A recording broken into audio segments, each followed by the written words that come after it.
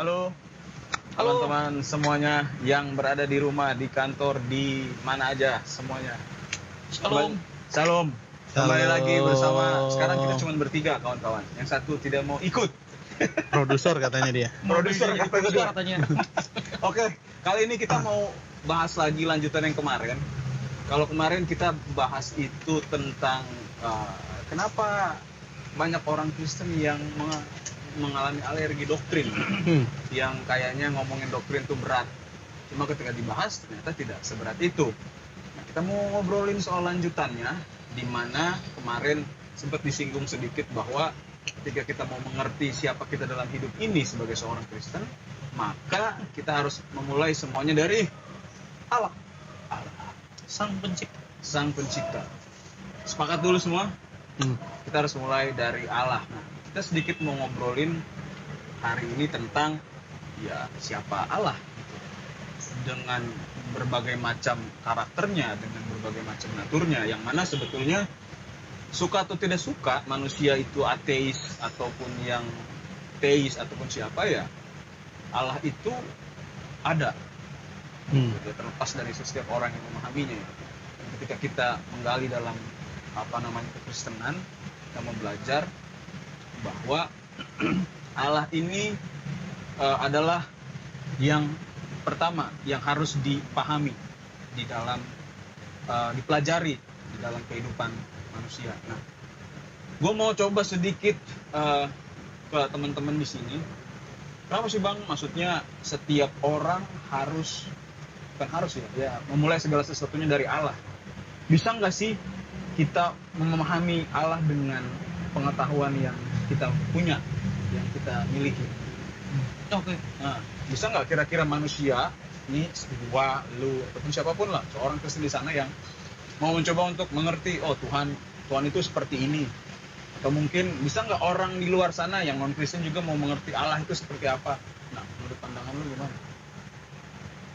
Ya, manusia bisa memahami Allah, Yalah. tetapi terbatas. Tidak bisa secara utuh dan menyeluruh. Manusia bisa memahami Allah, tetapi dia tidak bisa memahaminya secara utuh. Iya. Oke. Ini sebenarnya sih jawabannya sederhana ya. Tapi kenapa bisa begitu Bang? Maksudnya kenapa harus ada pertanyaan jawaban manusia tidak bisa memahami Allah secara utuh? Simple sebenarnya sih. Yang terbatas seperti kita nggak mungkin bisa memahami yang tidak terbatas. Karena gini, kenapa gue coba sedikit ngangkat itu? Karena beberapa ada di luar sana berpikir kalau Tuhan itu ya Tuhannya harus bisa dimengerti dong. Omongan-omongan di luar kepercayaan. Iya. Ya kan? Maksudnya masa Tuhan tiga kan gua tidak bisa mengerti, masa dan lain sebagainya lah ya, masa Tuhan mati, masa Tuhan jadi manusia, ya kan gitu-gitu ya. Nah, kita kayak mau memahami Allah, balik lagi ke jawaban lu bahwa manusia yang apa tadi gimana Bang? Yang terbatas Tidak bisa memahami yang tidak terbatas. yang tidak terbatas. Simple ya. Iya. Simple sekali, tapi kan maksudnya nggak bisa diterima ke semua orang pastinya kan. Pastinya, jawaban itu kan. Pastinya. Apalagi maksudnya orang di luar sana ataupun bahkan orang-orang Kristen juga banyak yang kok gua kayaknya nggak bisa memahami Allah nih secara keseluruhan. Nah, kenapa sih Bang kita harus memahami Allah? Atau ada nggak mungkin Bu Hani atau mungkin lu lagi mau jawab, kenapa sih kita harus mencoba memahami Allah? Mungkin Bu Hani mau. Oke. Paling nggak gini ya, kalau tadi kan kita udah bahas nih, segala sesuatu dimulai dari Allah. Iya. Kejadian ya. Iya. Jadi yang perlu kita pahami, apapun yang ada di dunia ini harusnya semuanya mulainya dari Allah. Gitu. Mungkin kalau pernah sampai kita bahas ada teis gitu ya, Iya. Bang, ada ateis. ada deis Deis, gitu ya. ya. Deism. Nah, untuk orang-orang yang percaya Tuhan, teis, itu kan kita percaya, pertama kita kalau kita orang Kristen kita percaya kita kejadian ya, berarti adanya hari penciptaan gitu. Iya. Oke. Bahwa kita semua diciptakan gitu ya. Bahwa kita ada awalnya semuanya, nggak tiba-tiba kejadian. Lain halnya kalau orang-orang yang deis itu mereka percaya bahwa Allah itu ada, Allah menciptakan lalu membiarkan hukum yang sudah Alam, dia iya. buat itu berjalan sebagaimana mestinya gitu. Jadi Allah tidak ikut ambil bagian lagi di situ. Betul. Nah, Jadi cuman ya udah ikutin iya. aja. Jadi kalau ada apa ya? Ada yang mereka anggap sebagai mujizat, harusnya nggak boleh. Karena Allah nggak boleh intervensi harusnya. Makanya mereka termasuk orang-orang yang nggak senang kalau adanya mujizat. Kalau ada ateis ya, lawannya ateis gitu, mereka percaya nggak, Tuhan itu nggak ada gitu. Mungkin kalau di zaman modern si deis sama ateis itu blend jadi satu ya, Bang. Iya. Di ilmu pengetahuan ya, orang-orang tuh percaya bahwa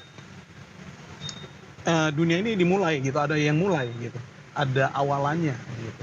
Boleh tahu. Tapi Oke. mereka tidak pernah mau mengakui siapa yang mulai kalau ada awalannya. Sama seperti botol aqua ini, bukan, untung udah dicopot jadi nggak iklan. Ada aku ya Bang Ribadi. Aduh, iya lagi.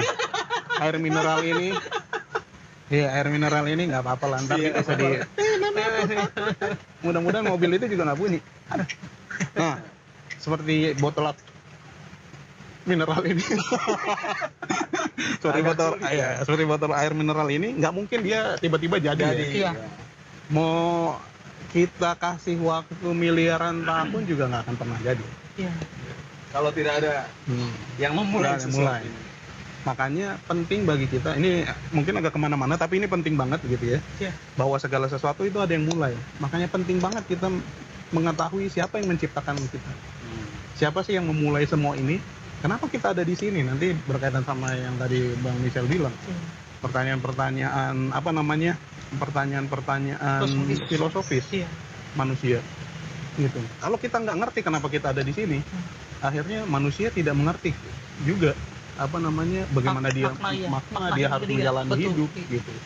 Terus dia akan, kalau yang lucu gini, lu nggak percaya Tuhan gitu ya, tapi pada saat terjadi sesuatu dalam hidup lu menyalahkan Tuhan gitu. Ya, ada yang begitu ya, begitu ya. Maksudnya, tapi lu nggak percaya gitu. Lu nggak percaya bahwa semuanya terjadi begitu aja. Terus lu menyalahkan ke sesuatu. Makanya kalau di zaman modern sekarang ini, ateis mereka selalu bilang kita ini semua adalah berkembang dan kita semua sebenarnya cuma ada di dunia ini dan kayak melakukan hal-hal yang tidak berguna. Makanya banyak orang yang memahami ateis dengan benar gitu ya. Mereka menganggap ya manusia kayak binatang aja, bisa kita bunuh kapan aja. Fight of the fittest. Pertarungan yang terkuat gitu ya. Nah, siapapun yang terkuat itu, nah itu karena tadi orang-orang nggak mau mengenal Allah. Alasannya sama. Kalau kita baca kitab Kejadian, dari yang Bang Michel bilang di Kejadian 3 ya, manusia jatuh dalam dosa itu awal mulanya sebenarnya. Gitu. Kenapa kita tidak mau mengenal Allah? Gitu. Itu alasan terbesar kenapa manusia tidak mau melibatkan Allah, tidak mau mengakui Allah, dan tidak tidak menganggap bahwa Allah itu ada dan perlu disembah atau ikut ambil bagian dalam hidupnya. Makanya tadi ada deisme ya. Mereka percaya Tuhan itu ada. Gitu. Sesuatu yang besar itu ada menciptakan gitu.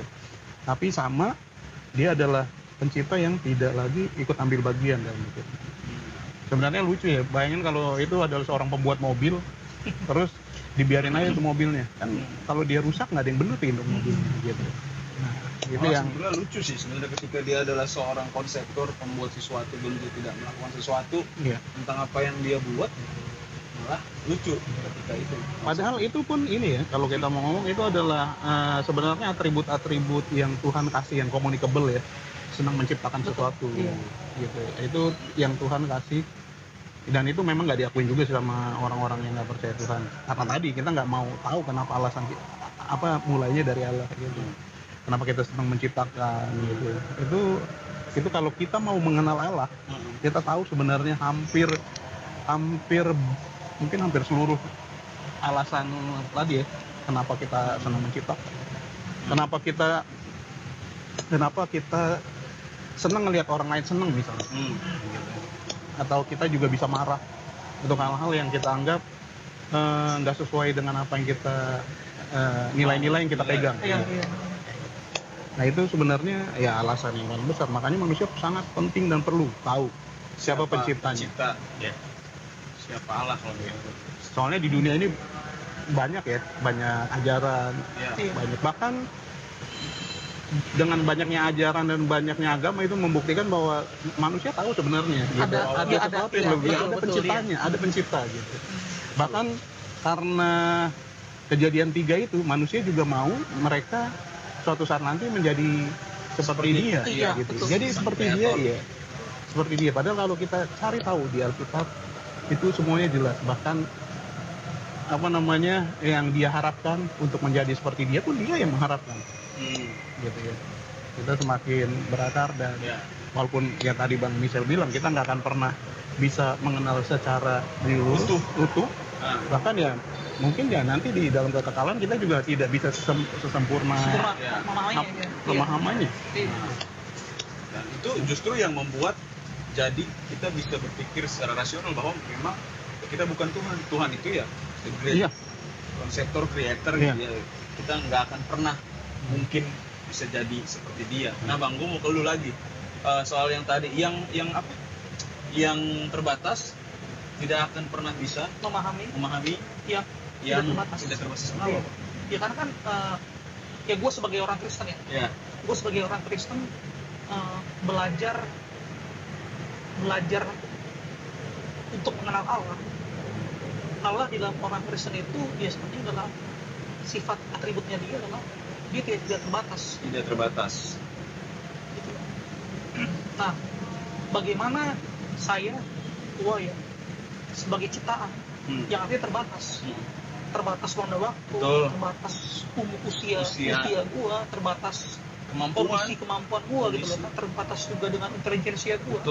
Bisa memahami yang cipta gua gitu loh. Apakah handphone ini bisa memahami penciptanya? Kan nggak bisa kan. Ya walaupun mungkin sekarang ada namanya teknologi AI kan tetap gitu loh. Ya harus dirumuskan dulu gitu. Nah jadi ya nggak mungkin lah. Jadi gue ketika gue meyakini bahwa Allah itu tidak terbatas, gue belajar bahwa Allah tidak terbatas, kan rancu, kan aneh ketika gue bilang gue bisa memahami Allah secara utuh. Aneh ketika gue bisa memahami Allah secara utuh, secara sempurna, berarti Allah yang gue kenal itu bukan lagi Allah. Gue yang udah jadi Allah malah.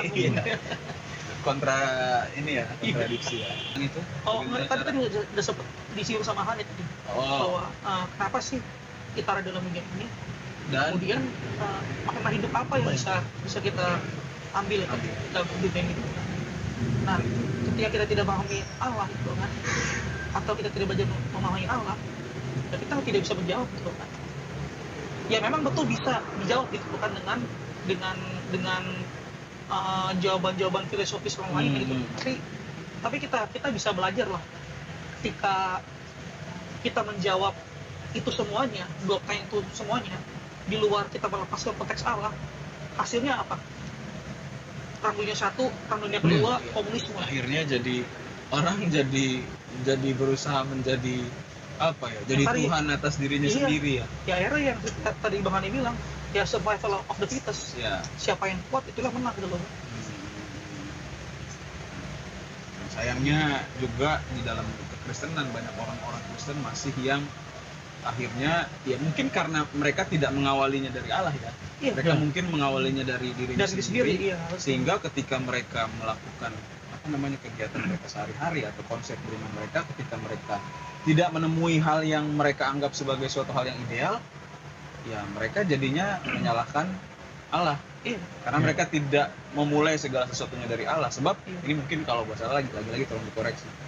Sebab ketika kita mengawali semuanya dari Allah, kita mau coba untuk mengerti Allah, maka kita memulai sesuatunya dengan memakai konsep bagaimana Allah menilai sesuatu, bukan lagi kita menilai sesuatu.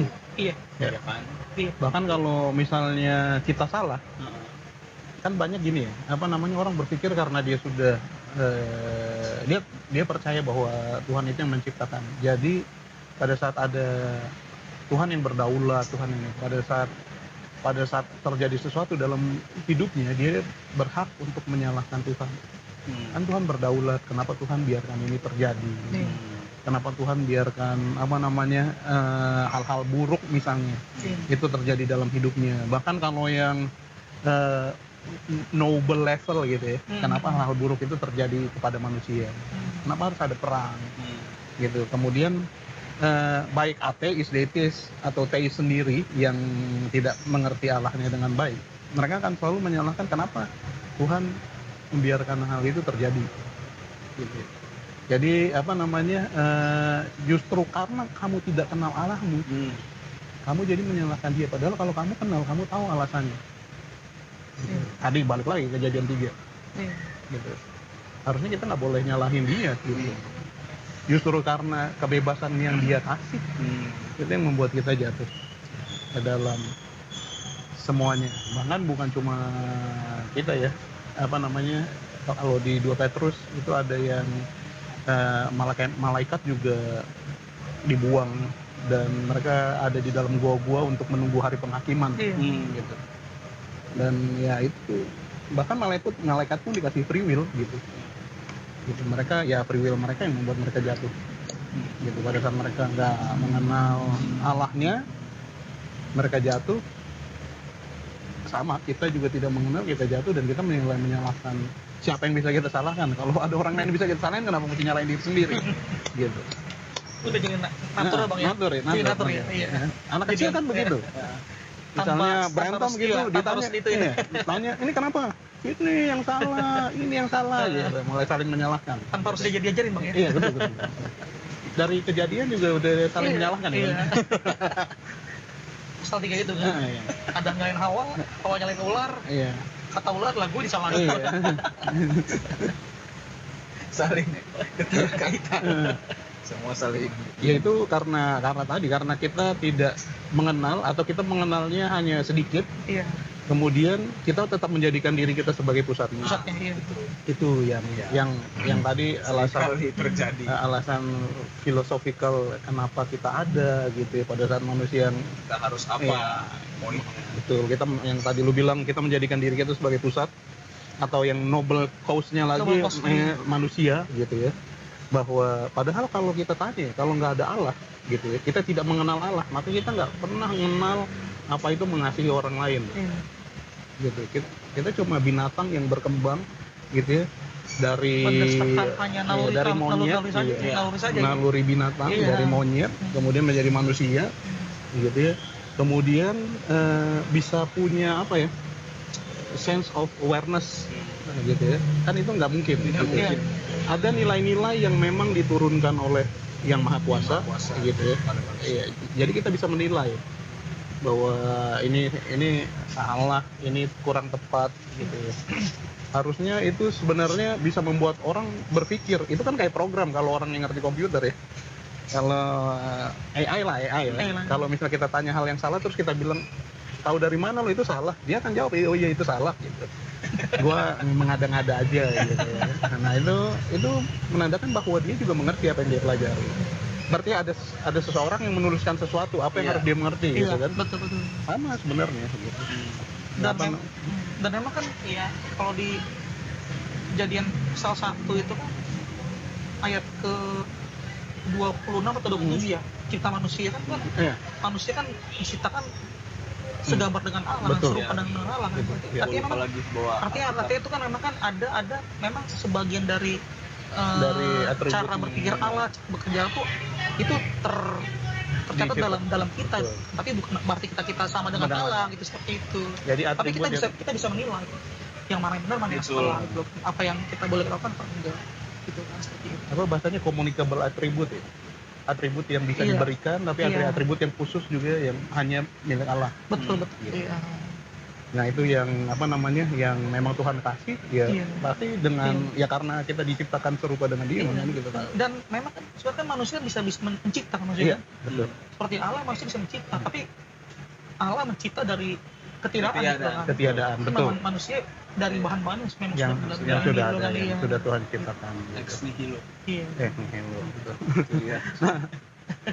Apa namanya, ya itu yang apa ya, yang menyebabkan sebenarnya harusnya manusia berpikir bahwa saya justru harus mencari tahu nih, gitu.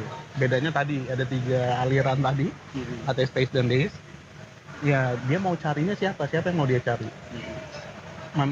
Seluruh keadaan di alam semesta ini jadi secara natural, atau ada sang pencipta yang menciptakan saja kemudian semua terjadi secara natural, atau pencipta yang sampai saat ini terus menjaga dan bekerja. Iya. Gitu. Itu yang membedakan Betul. kita gitu Iya. dengan orang-orang lain ya. Iya. Orang-orang yang mau mengenal dan mengakui Tuhan sebagai yang harus kita sembah. Soalnya ya memang kita kan diciptakan untuk kemuliaannya. Iya. Gitu ya. Betul. Hidup kita harus memuliakan ya itu yang tadi Makna hidup kita ya gitu. makna hidup. Mungkin ada dari orang-orang dulu ya, dari Daud. Iya, dari, betul. hidup untuk Allah, mati adalah keuntungan. Keuntungan, iya. Hidup adalah Kristus. Hidup adalah Kristus dan mati adalah keuntungan. Filipi. Iya, Pokoknya ntar adalah. Dan mana lah. Jadi berarti ketika memang yang di minggu kemarin kita sudah membahas soal ya doktrin, dan kita awali ini dari siapa sih Allah dan bisa nggak sih kita memahami Dia. Dan memang kalau di bukunya R.C. Sproul juga ada tuh ya Bang ya, apa Everyone's Theologian, Iya. bahwa ya Allah itu dia diajak mengajarkan bahwa memang ya Allah itu tidak bisa dipahami secara keseluruhan. Iya.